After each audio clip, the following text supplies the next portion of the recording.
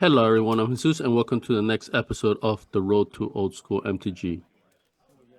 In this next set of videos, I have the uh, game videos for the Goblin Hero Cup tournament held at Dave's Time Warp in Cedar Grove, New Jersey on May 2024. So I have most of my matches in these videos. It was 5 rounds total. I did not capture the final one. I'll let you guys know why.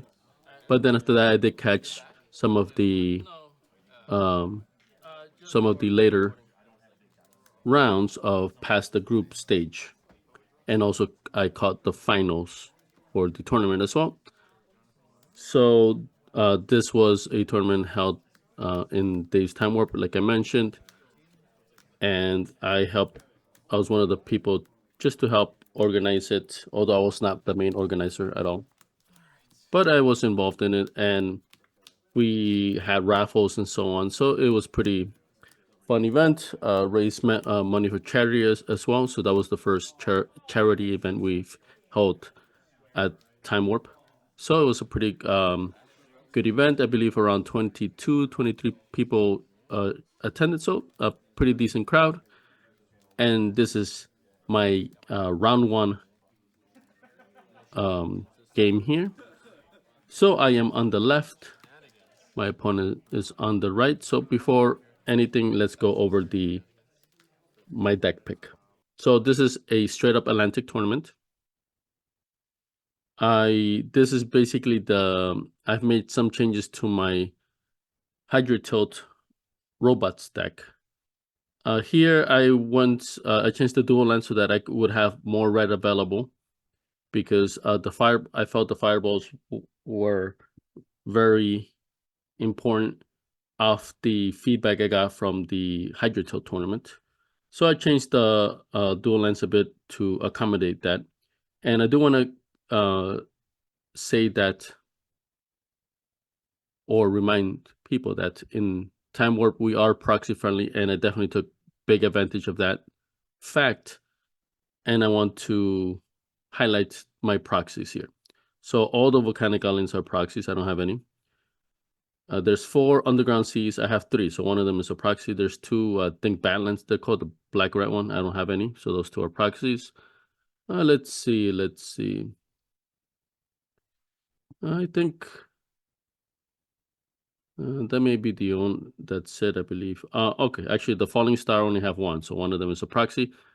There's a additional abyss on the sideboard. I have 2 main. I only have 2, so the 2 in the main are the real ones, and then I have a extra proxy, the abyss, on the sideboard. Everything else are my cards. And yeah, so this is a robots deck, and my spin on it is that of course, I don't have any Mishra's Workshop, nor do I anticipate ever owning that, unless I hit into a lot of money all of a sudden. So instead, I leaned into just ramp and being able to use that colorless mana for other things as well, right? Because I do want to ramp through the use of Basalt Monoliths, the Mana Vaults, of course, all 5 Moxes, Soul Ring, and I want to go hopefully into turn 1, but usually more consistently turn 2, turn 3, Suchi or Juggernaut. Turn 3, hopefully Trek, and then also doing a copy artifact on them so I could get multiples of them. And then, so that's the ramp. And then, but what do I do with that extra mana once I cast those spells, right?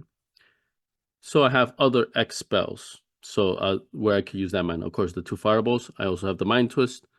I have the Brain Geyser, right? So I have more avenues where I could use that excess mana. I also have 1 Jaymedae Tome, which lets me use free mana to draw a card. I added Basalt Monoliths from the Hydra Tilt event. In the Hydra Tilt event, I had Power Stones in that slot. So here I added the Monoliths because of the Suchis. I have 4 Suchis. And if I don't have a Mishra's Factory, I'm going to get pinged for 4 damage from the Suchis. But the Basalt Monolith let me absorb 3 of that, and at least I would only take 1. So it is pretty handy. Plus, it's pretty versatile as well, right? So it's, and of course, it does not ping me. It doesn't hit me back for damage. So on the sideboard, I have the control magics mainly for the mirror match, but it could be also for other things, like let's say to control magic a Pixies, a Whirling Dervish, which has protection from black. Those are immune from the Abyss, things like that. And then the 2 Falling Stars are against fast Weenie decks. So that, although I can be fast but with like 1 or 2 big creatures. And then if I get lucky, may I copy artifact them. But that's it. I can still be overrun by a whole bunch of weenies. So that's where the Falling Stars can come into play. I have 3 blue and 3 red elemental blast because they hit different targets against shops and robots decks. So Shatterstorm, of course, wrecks me. I've lost games to that.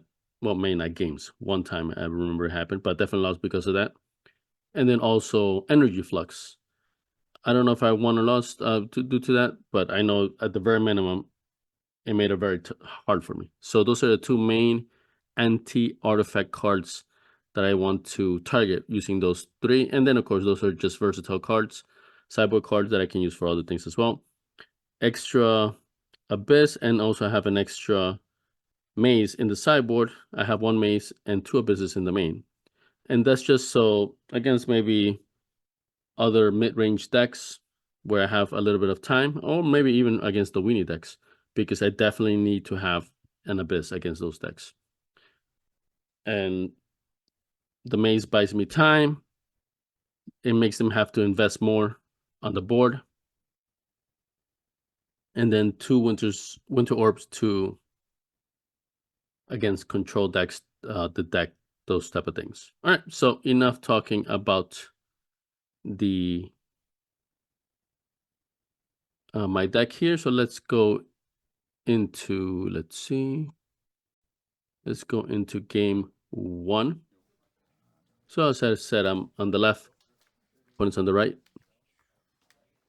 I forgot to mention that the finals will be Timmy Talks will do a video on the finals, which I recorded the video, so I had to send the video to the tournament organizer, which he then sends it over to Timmy Talks. So that's pretty cool that one of the videos I recorded will be on his channel. I've been on his channel previously as a patron. All right, my opponent went first. Strip mine. I went with a Factory and Mox Pearl. So I don't think neither one of us took a mulligan here.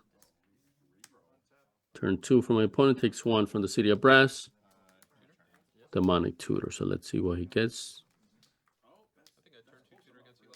So peeking at my hand, I think I see a copy artifact. It's a little hard to tell from this angle. Let's see if we can see what's the card my opponent gets. He's checking out his hand again.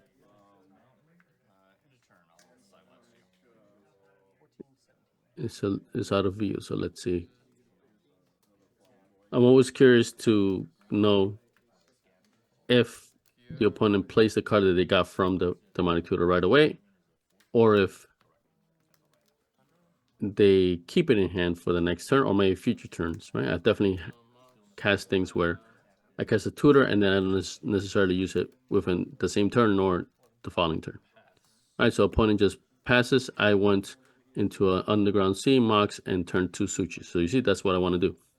I want a quick, beefy creature on turn 2.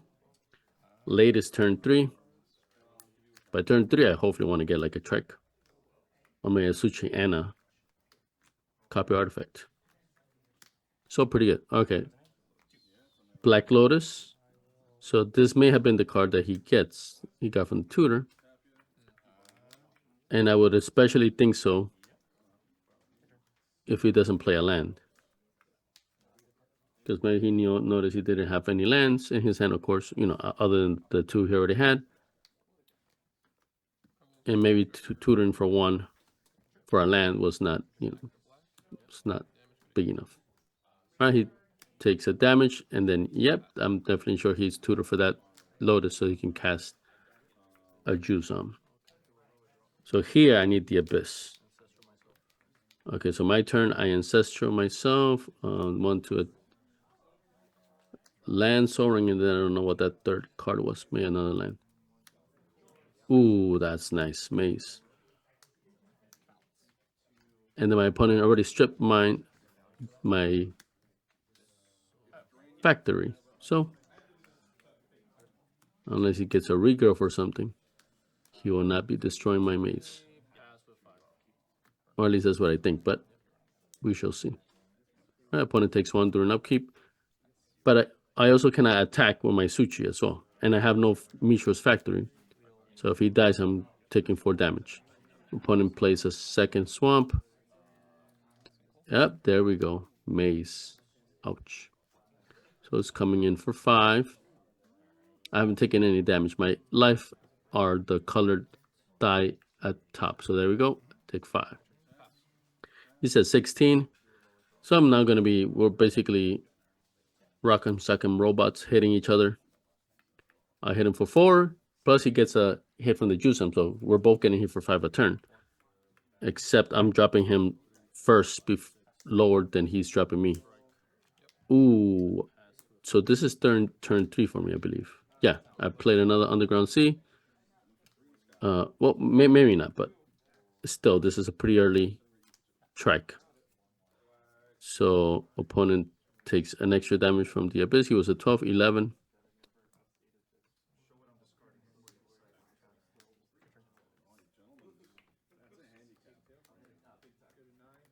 So now I could block with the Suchi. I ping for 1 with the Jusam from the trike to kill it. And I still stay with a 3-3 trike. Ooh, opponent taking another damage. 10. Ooh, hymns me. All right.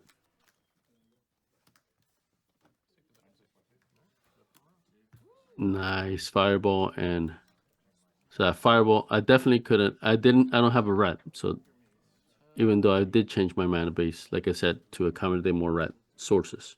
I think I got a Mind Twister. I'm not sure. Well, 3 Underground Seas, but still no rat. I mean, my fireball's gone anyway. I only have 2 in the whole deck, so unlikely I would get the next one. All right, so this is, so he didn't attack, of course, because he's at 10, and I'm hitting him for 8 if he hits me back for 5 only.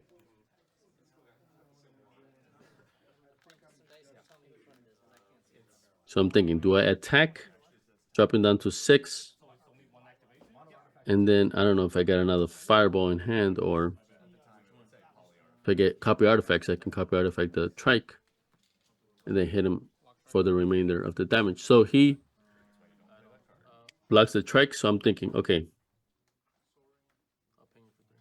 Yeah, well, yeah, so I hit him with the 3 tokens, and then the trike dies, and then he got hit for 4.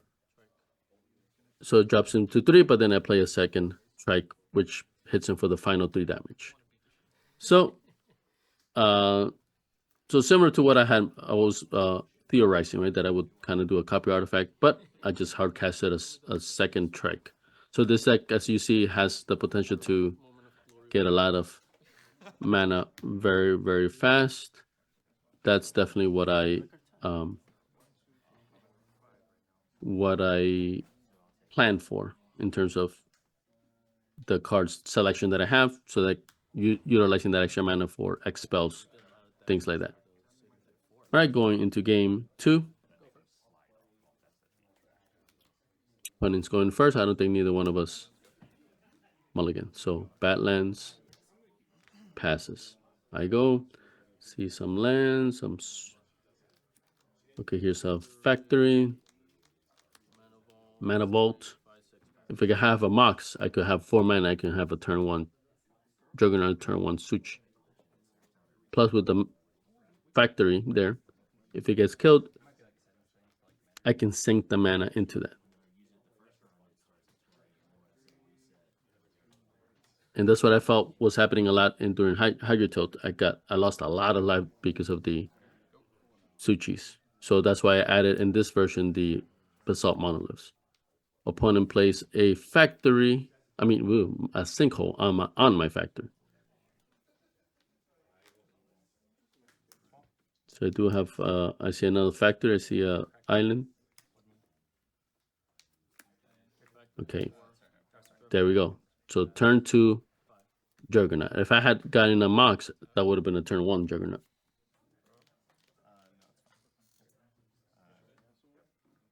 So even if he casts a Juice on, I'm attacking with mine, so he would probably trade. Ooh, sinkhole, strip mines. I mean the second land. All right, so I'm taking the damage from the tapped mana vault. My opponent plays up Mox, so he didn't get the land drop.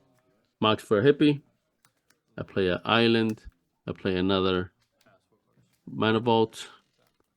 So I attack with a Juggernaut. He's at 15.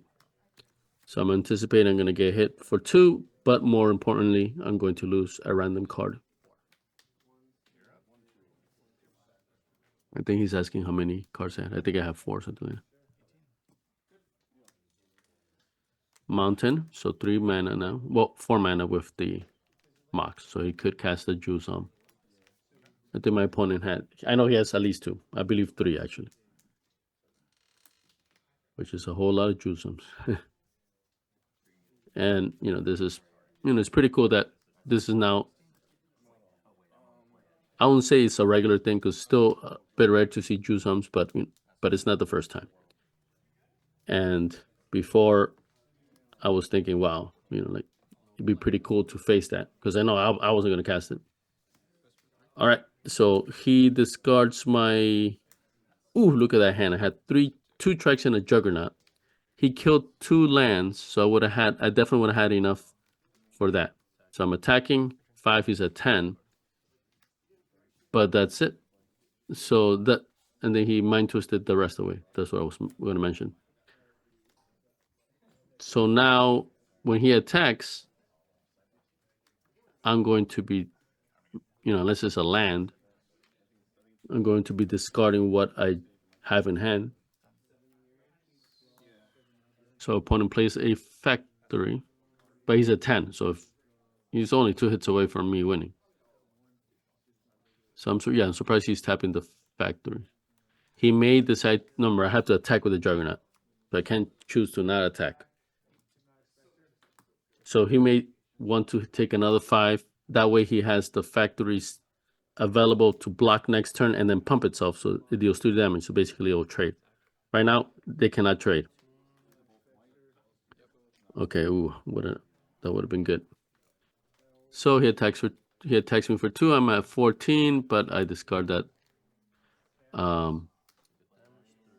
Brain Geyser. Okay, so I take another damage from the tapped Mana Vault. So here I go. I attack. Yep, so he double blocks because he could take 5, but he wants to play it safe. So I tap 3 for the Mana Vault. The Basalt Monolith. And I have to cast it because it's just going to get discarded anyway. So I take 2, so I'm at 11. Ooh, man, this is brutal. So he's destroyed 4 lands of mine. Yeah. So I see 2 sinkholes, a strip mine, and 3 lands in. Well, at least 3, maybe 4. All right, so I got lucky. I dropped a. But last turn I couldn't untap either one. So now I can untap one of the vaults, but I still get hit for 1 from the other one. But now my Basalt Monolith is tapped and I cannot untap it. I don't have the mana. But at least I'm getting hit for 1 only from my mana vaults. Ooh, hymns me. Juggernaut.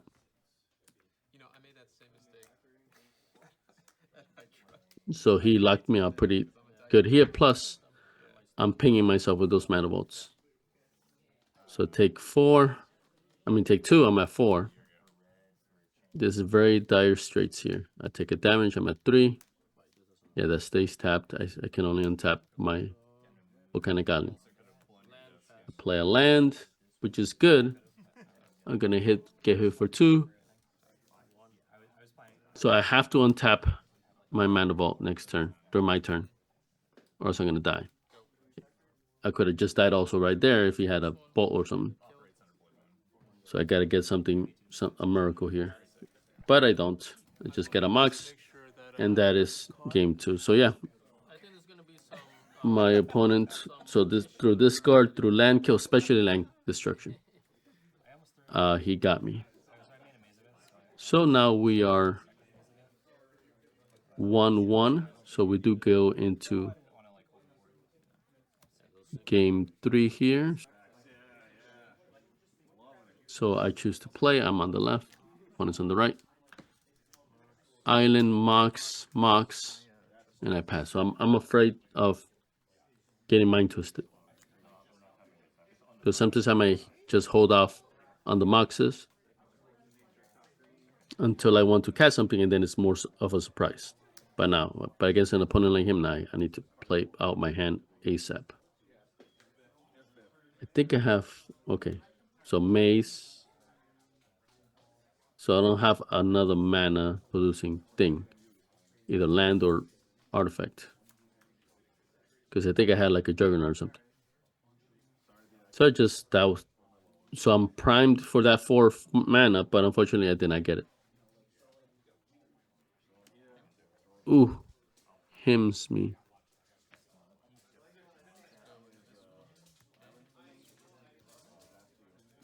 So yep. If I had gotten another mana, I could have had that Suchi last turn. So hopefully I get a land now. But of course, so I see a Soul Ring.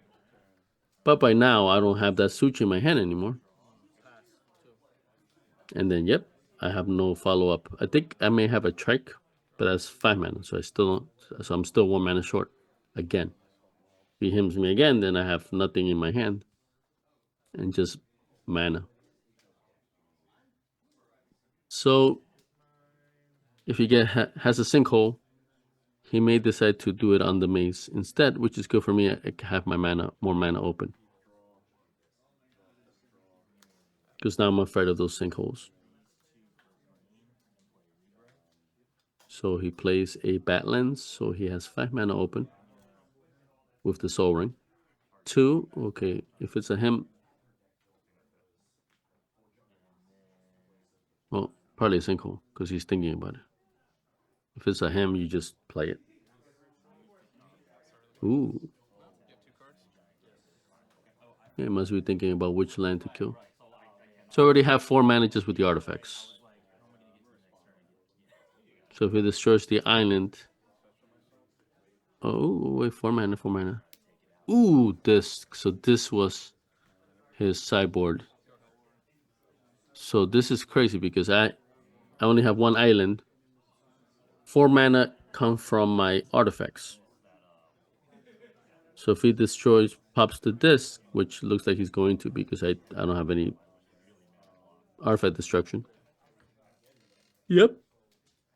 It just passed. So he's gonna lose his Soul Ring as well, but he has still